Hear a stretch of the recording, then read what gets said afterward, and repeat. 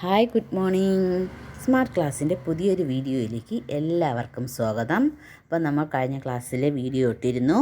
ഇനി last portion കുറച്ച് teacher വിട്ടുപോയി, അത് നമുക്ക് ഈ ക്ലാസ്സിൽ നോക്കാം. ചർവാക ഫിലോസഫി. അപ്പോൾ നമ്മൾ ഇന്ത്യയിലേക്ക് തന്നെ ഒറിജിനേറ്റ് ചെയ്ത രണ്ട് ഫിലോസഫിയെക്കുറിച്ച് കഴിഞ്ഞ ക്ലാസ്സിൽ ഡിസ്കസ് ചെയ്തു. ഏതൊക്കെയായിരുന്നു? വർത്തമാന മഹാവീര ഫൗണ്ട് ചെയ്ത ജൈനിസവും അതേ കണക്ക് തന്നെ ബുദ്ധിസവും, ഗൗതമ ബുദ്ധ ഫൗണ്ട് ചെയ്ത ബുദ്ധിസവും. നെക്സ്റ്റ് ഒരു ഫിലോസഫിയാണ് ചർവാക ഫിലോസഫി. ഇന്ത്യയിൽ തന്നെ ഒറിജിനേറ്റ് ചെയ്ത another philosophy that existed in ancient India was Charvaka philosophy. It was also known as Lokayata എന്ന പേരിലും ഇത് അറിയപ്പെടുന്നു.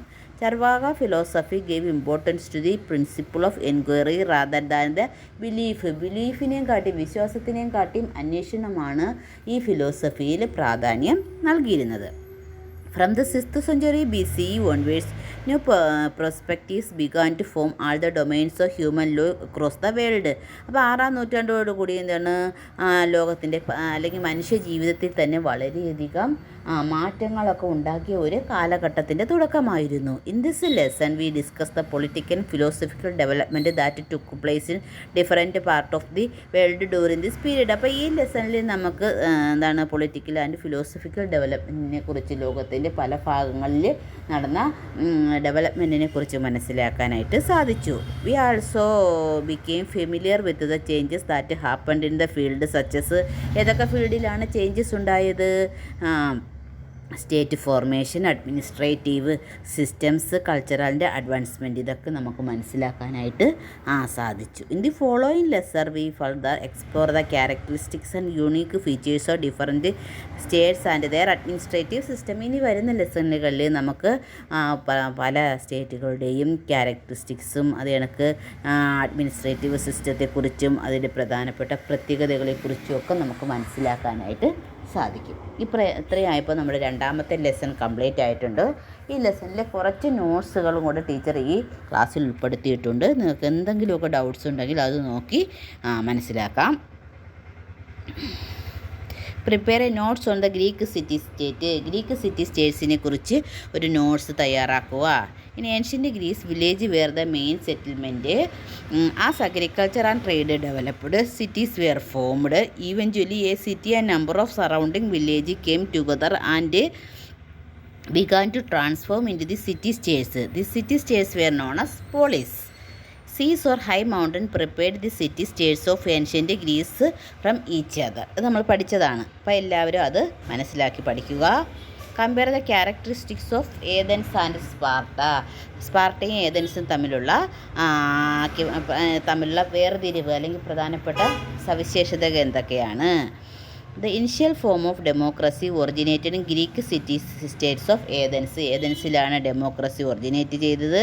All men have citizenship in Athens, participate in electing the rulers and making laws. അപ്പോൾ സിറ്റിസൺഷിപ്പ് ഉള്ളവർക്ക് മാത്രമേ റൂളേഴ്സിനും അത് എനിക്ക് മേക്കിംഗ് ലോസിലും ഒക്കെ പങ്കെടുക്കാനായിട്ട് പറ്റിയിരുന്നുള്ളൂ. Women slaves and foreigners did not have citizenship status. സ്ത്രീകൾക്കും സ്ലേവ്സിനും ഫോറിനേഴ്സും ഒന്നും സിറ്റിസൺഷിപ്പ് ലഭിച്ചിരുന്നില്ല.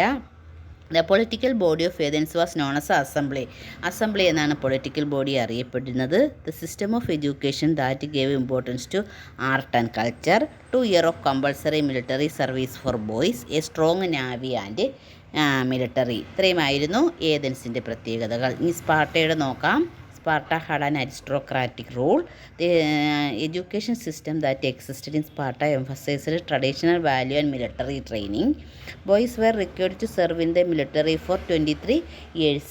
ആൺകുട്ടികൾക്ക് 23 വയസ്സ് മുതൽ കമ്പൾസറി ആയിട്ട് മിലിറ്ററി സർവീസിൽ ജോയിൻ ചെയ്യണമായിരുന്നു. During those time did democracy began to expand in Athens. ആരുടെ സമയത്താണ് ഡെമോക്രസി എക്സ്പാൻഡ് ചെയ്തത്? ഏതൻസിലെ പെരിക്ലിയസിൻ്റെ സമയത്ത്. Greco Persian war. The Persian empire was the hostile to the Greek city states was invaded and conquered by a combined army of Athens and Sparta. This war was known as Greco Persian war. Peloponnesian war എന്ന് പറഞ്ഞാൽ എന്താണ്? Sparta which became hostile to Athens formed an alliance with certain city states and waged war against Athens. In this war known as Peloponnesian war Sparta emerged victorious. Okay. Greek ഫിലോസഫറായിട്ടുള്ള Socrates, Plato, Aristotle ഇവരെ കുറിച്ചുള്ള അവർ തമ്മിലുള്ള compare ചെയ്യുന്ന ഒന്നാണ്. അത് ടെക്സ്റ്റിനകത്തുണ്ട്. അതുപോലെ തന്നെ നിങ്ങളത് വായിച്ച് മനസ്സിലാക്കുക മതി. നോക്കിയേ, അടുത്തത് പേർഷ്യൻ അഡ്മിനിസ്ട്രേറ്റീവ് സിസ്റ്റം. എങ്ങനെയുള്ള അഡ്മിനിസ്ട്രേറ്റീവ് സിസ്റ്റം ആയിരുന്നു? The vast empire was divided into several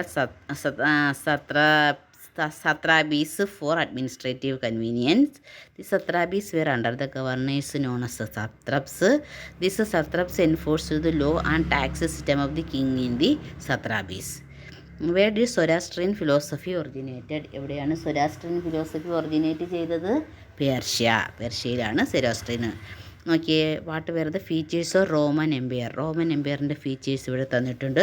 the Roman empire was a vast empire that spread across Europe, North Africa and Western Asia. The Roman empire were known as princeps. The system of governance led by the princeps was called principate. Augustus established the Principate governing system. There was a strong army that did service for regular wages.